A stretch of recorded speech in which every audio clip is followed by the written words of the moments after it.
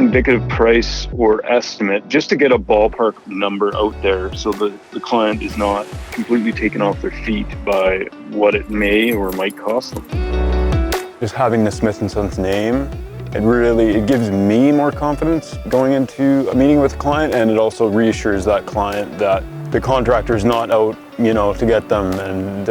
there's a brand behind them.